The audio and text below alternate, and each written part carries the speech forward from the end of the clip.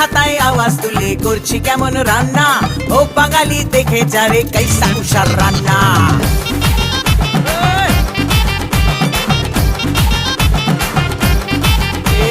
খুন্তি হাতায় আওয়াজ তুলে করছি কেমন রান্না, ও বাঙালি দেখে যারে কাইসা কুষার রান্না।